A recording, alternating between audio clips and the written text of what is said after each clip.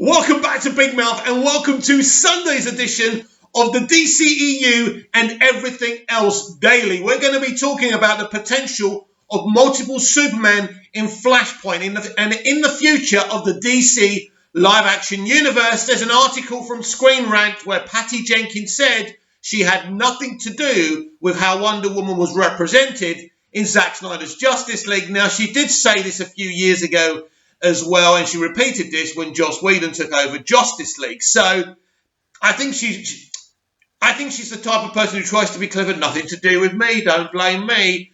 We won't be blaming you because it was Zack really who had full control of what happened on Wonder Woman 2017, and he's full control on his own Justice League movie. It's Diana. It's Wonder Woman with the sword and the shield, how she should be. So this is really good news, and we will read that article shortly.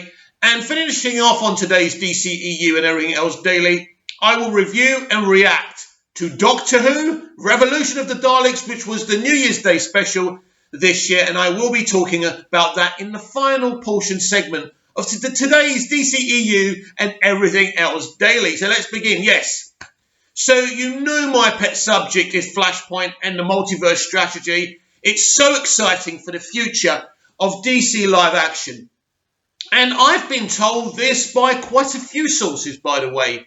There will be multiple Supermen. I nearly said Spider-Man. That would be crazy, wouldn't it? One day maybe when the MCU and the DC Extended Universe cross over. But for now, I've been told, and I'm pretty confident about these sources, by the way. Normally I say take it with a pinch of salt or pepper even. But today I'm telling you that I'm pretty certain this is true, that there will be multiple Supermen in Andy Muschietta's Flashpoint. So from what I can gather, it's pretty obvious. We've got Henry Cavill. We've got Nicolas Cage. We've got Brandon Routh. Now, they're the three Supermen that we're looking at. Now, maybe Dean Cain, maybe not Dean Cain. We will see. And we might even see some special CG work for George Reeves' Superman. I think it's going to be a very special film, this, which respects all corners and annals and, historical elements of live-action DC and the comics. Now, I don't think there's ever been a superhero movie that's copied and pasted the comics before. And I've said it before. We've never even seen a comic book accurate costume of Superman.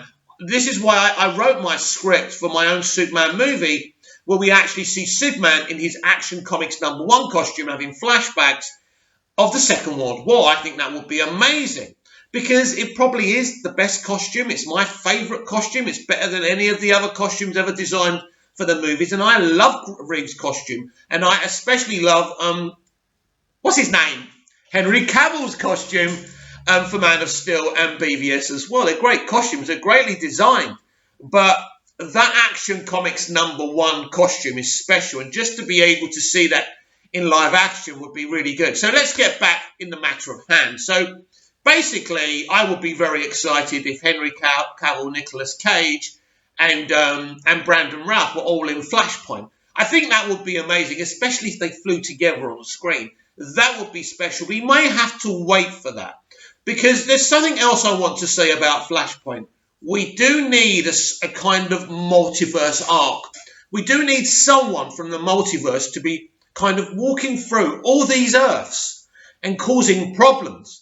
And maybe we get post-credit scenes in every film from Flashpoint onwards of, let's give an example. Let's say Michael Rosenbaum's Lex Luthor. He's found a way through, let's call it a reality pod, where he can literally cross through all the Earths in the multiverse, right? And he's causing a problem. He's going through, he's stirring it up, then he's going through Earth to Earth. I would really like that and for it to continue through every kind of post-credit scene in the future of the DC live-action universe. I think this would really, really work. And I do want a continuing arc from Flashpoint. I do not, as you all know, I do not agree with these self-contained movies. I didn't agree with Patty Jenkins and James Gunn saying our movies are not sequels. Of course they are. Wonder Woman 84 was a direct sequel to Wonder Woman 2017, despite being so far apart from 1918 and, of course, 1984. It's still got Steve Trevor. It is continuing that theme of the love story between Diana and Steve. It absolutely is a sequel. And you know what? James Gunn's The Suicide Squad, whether he likes it or not, is going to be deemed the sequel. He's using a lot of characters and actors from the first film, or at least 3, I think. And before I go to that Screen Rant article, I want to move on to David Ayer's Suicide Squad. So I'm rewatching the DC Extended Universe movies. So I've done Man of Steel, BVS, and yesterday I did David Ayer's extended cut of the Suicide Squad, which at the moment is the best of his vision we're going to get. Obviously, it's not his complete vision, and that's fair enough. Look, I like the Suicide Squad we got. I'm not going to lie about that. I'm not going to sit here and say, you know what, oh no, it's not a very good movie. Critics bashed that film. They called it an editorial mess. I don't think it is. Now, I think everyone has different editorial styles. And obviously this was put together allegedly by a music video editing company. So I understand why people may deem it as a mess. I don't actually. I think it's quite arty. I think it works for me.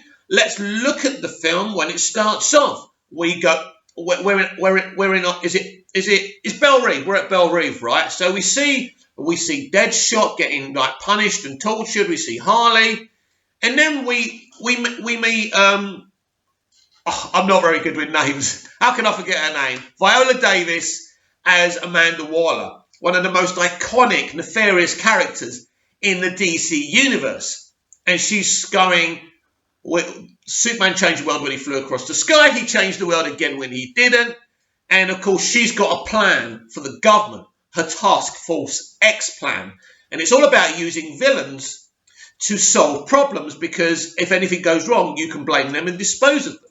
And one of the bits I love, and I don't know if it's in the graphic novels, is how she puts explosives in their necks. I just think that's such a great concept. I find David Ayer's Suicide Squad, I know it's not his complete Suicide Squad, a really enjoyable, character-driven movie with a great threat. You know, Enchantress isn't the greatest villain ever, but she's not bad. She's there to do what she does, and she works. And I think the June Moon angle is so brilliant, because then we got the Rick Flag element. By the way, I love Joe Kinnaman as Rick Flag. Can't wait to see him in David Gunn's Suicide Squad. James Gunn's Suicide Squad. I'm kind of amalgamating them together. James Gunn's Suicide Squad. I'm so happy that they're keeping Captain Boomerang, Rick Flag. Really important. So I can't wait to see them back. But yeah, I like the June Moon and Rick Flag kind of side story. I like that he's in love with this woman who's kind of been taken over by this witch, and it's brilliant because he doesn't want her killed. And look, Will Smith in this movie. It's a big tragedy that Will Smith isn't involved in James Gunn's The Suicide Squad. But I told you this about 6 months to a year ago. He refused to be involved out of loyalty for David Ayer. He's a really big David Ayer loyalist. That's why you've seen him in other David Ayer movies as well. So he was never going to come back without David. So if David ever gets anything Suicide Squad related again, hopefully will be back. Hopefully we can get Will Smith in a Deadshot kind of limited series on HBO Max directed by David Ayer. That would be cool. But I think that David Ayer's Suicide Squad is written and directed really well, whether you like the editing or not, which David didn't do. But I think the core piece is really good. It's never supposed to be the greatest kind of CBM of all time, but it's such a good, entertaining film. And as I've said before, the connectivity. This film connects the other two films together with this franchise, because we're only on the third film and already they're connecting things together. So much Batman. We get The Flash, and we get Ben Affleck's Bruce Wayne talking to Viola Davis's Amanda Waller. And that scene is so amazing after seeing everything that happened with Batman in BVS as well. It just links everything together. So for me, it's one of the most enjoyable movies in the DC Extended Universe, and a lot of people won't agree with that. So who knows what kind of film we're going to get when we see David Ayer's Suicide Squad. That will be, the haircut's going to be amazing, and I can't wait to see that. But I do like the Suicide Squad movie. Now, here's the article I promised to read you. Wonder Woman director had no input on Snyder's Justice League version of Diana. Wonder Woman director Jenkins says she had no input into how Diana Prince was depicted in Zack Snyder's Justice League, and I think that should come to relief to all of us. By Jennifer Lennon. Wonder Woman director Patty Jenkins says she had no input into or knowledge of Diana Prince's Gal Gadot storyline in 2017's Justice League. Director Zack Snyder mega team-up even brought together a huge array of DC superheroes and was meant to be the centerpiece of the DC Extended Universe. There were 3 films that led into Justice League, setting up its character and their relationship to one another's 2013 Man of Steel, 2016's Batman vs. Superman Dawn of Justice, and 2017's Wonder Woman. By the way, there is a little film called Suicide Squad as well. Man of Steel and Batman v Superman were both directed by Snyder. Wonder Woman was the only film that led into Justice League that Snyder didn't direct. Even though Jenkins was at the helm, Snyder still co-wrote the story for Wonder Woman, making it easy for him to plot the character's development and trajectory. But apparently Jenkins had considerably less insight into the overall plan for Diana and how she would eventually fit into Justice League. During an interview with Collider, Jenkins revealed a bit about her involvement in the DCEU beyond Wonder Woman. When asked if she had an input into how Wonder Woman fit into Justice League, Jenkins said, "I did not have any input into how she fit into either version of Justice League. I was shooting Wonder Woman at the time that they started shooting Justice League, so it was a very, very busy time. But no, I never had any input or even really knowledge about what was going to be going on in Justice League. Yes, I always have tried to kind of be respectful of knowing where she kind of ends up and keeping the same suit and all of those kind of things, but I didn't really know exactly what was going to happen there." Jenkins had to work with a lot of what was set up by Snyder without talking to him about specific plot point for Diana, which makes the success with Wonder Woman even more commendable. Right, by the way, we've spoke about this before, haven't we? That basically she's just the director in that film. Not just the director, it's a big task.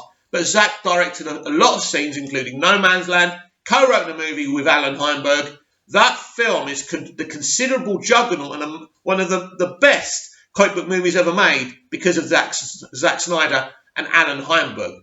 And, you know, Patty played her part, no question. But let's not give all the credit to Patty. And it's about time Patty went out and said, you know, Wonder Woman 2017, I was involved, but a lot of other people created those some parts.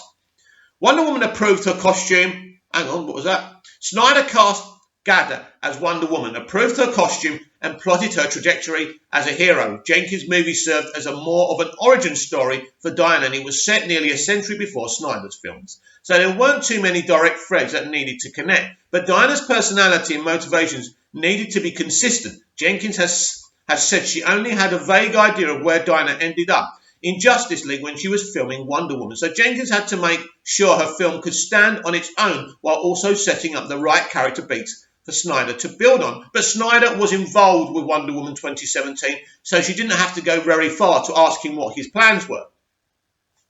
Jenkins' Wonder Woman was the first critical success for the DCEU, but even still, she wasn't completely satisfied with how her film connected to Justice League. That was no fault of her own, or Snyder had to exit the project in the middle of filming, leaving Joss Whedon to pull together the final version of the film. The Whedon version of Justice League, Jenkins said, contradicted the way she set Diana up in Wonder Woman and turned her into a character she didn't recognise. Fans didn't connect with Whedon's film either, which led to a successful campaign to release blah, blah, blah. Zack Snyder's Justice League hits HBO Max, blah, blah, blah.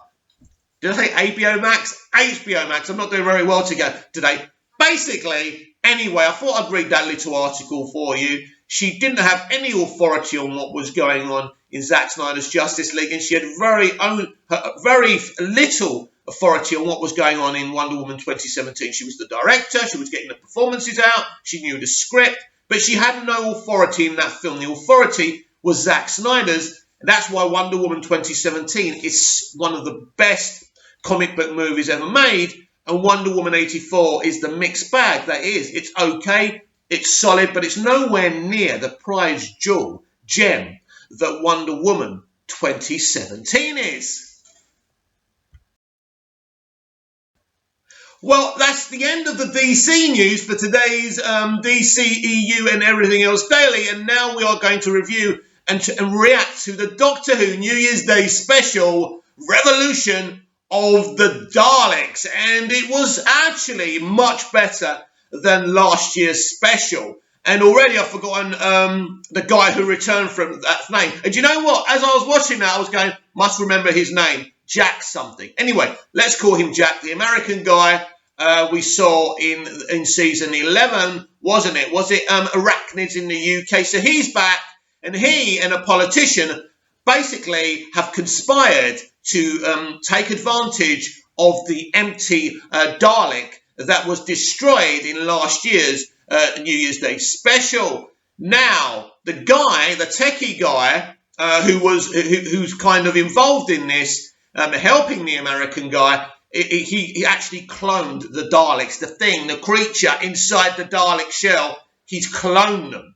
So anyway, the American guy, Jack, because last name I forgot his name, and not to be confused with Captain Jack, by the way, who's back. We're going to talk about that in a moment.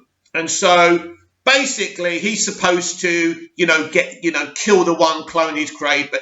But by the time he's able to do that, the Dalek goes on him, takes over him, and creates his new Dalek Empire. So you've got these impure Daleks. So I think the actual concept and the story is really good. So anyway, we left last season with the Doctor being in prison by the Judoon.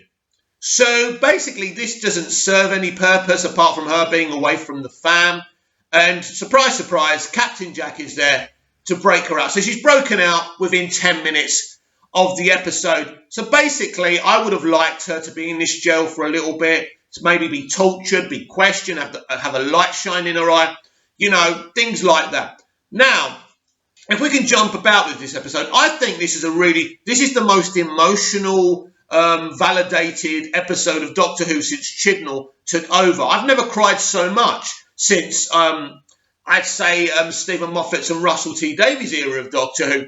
So I haven't been very emotional, I haven't been emotionally kind of engaged with these characters or this Doctor. But in this episode, I really felt it because there was a few goodbyes, wasn't it? So there's a wonderful scene between Yaz and Captain Jack when he's explaining to her about how, how he felt when the Doctor abandoned him, and how we can't be with the Doctor forever. Either we leave the Doctor or the Doctor leaves us. But Yaz wants to stay with the Doctor. But Ryan has decided the 10 months that the Doctor spent away from him has given him he's realised that he likes being on Earth. He likes his friends. He likes his family. He's connecting with his dad again. So he's gonna decide to stay. And he has a wonderful one-on-one scene with Jodie Whittaker's The Doctor. I must say, the writing and acting for Jodie and the Doctor in this episode is much better than it's been in the past. Not in terms of Jodie not being a good actor, because she is, but it's all about getting that sense that this actually is the Doctor. So she has this great scene. She explains to him about how she's not actually from Gallifrey. And he tells her, he advises her, Ryan does something great. And it's great for the future of Doctor Who. You've got to find out the truth. Find out who you really are. Then everything will be all right. So that points towards season 13 really being about the Doctor finding out the truth about herself. If it is in fact true that she's even the timeless child, I still have my doubts. I'm fine with her being the timeless child, but I still have my doubts. But we will see where Chibnall is going with that. So Captain Jack is back. It was great to see him alongside Jodie Whittaker. Sometimes it worked, sometimes it felt flat, but I think it was much better than I imagined it to be. You did feel that these two people had a long and great history together. I liked seeing them together, so it was great to see him. I didn't like the way the last scene just had him saying, oh, I just met up with Gwen Cooper, sends her regards, see you later, this is through a radio or whatever it was, to the TARDIS. They didn't want a long goodbye with Captain Jack and the Doctor, because she was about to have a really emotional thing, with Graham and Ryan. It's interesting, really, because Graham and Ryan, especially Ryan, having that scene with the Doctor in the middle of the episode was great. What a shame we didn't get more scenes like that in Doctor Who in the past 2 seasons. Then maybe Chris wouldn't have had to dump Graham and Ryan. He obviously felt they weren't working for him, that he didn't do very good character work. Yes, he had it that Ryan had dyspraxia, which was good, but it wasn't referenced very much. They referenced it again at the end of the episode. It was a nice touch to have Graham and Ryan. Ryan's on the bike, trying to ride the bike. He keeps on falling over. And then obviously Graham sees his late wife. I forgot what her name was. As you know, not very good with names. It's an emotional moment as they both see her. And then they decide, because the doctor gives them psychic paper before they leave.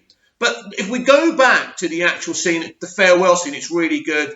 The way Ryan says, I'm going to go. And the doctor, you can see she's sad about it. It's like a rejection in a way. But then Graham's got a tough decision.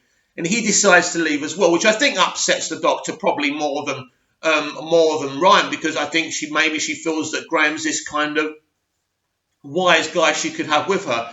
But the failure with Bradley Walsh, as you know him, is quite considerable, considering that Brad and Chris Chibnall were on the British version of Law and Order UK, and they developed something really special there.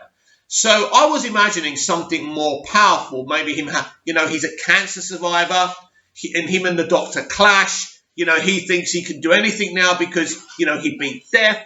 And, they're always kind of arguing about and having conversations about his beliefs and her beliefs. It would have been kind of interesting, but they didn't go that way. He was basically just the beta male, because this is how modern day writers write men, because we're not supposed to be alphas anymore. Being an alpha is wrong.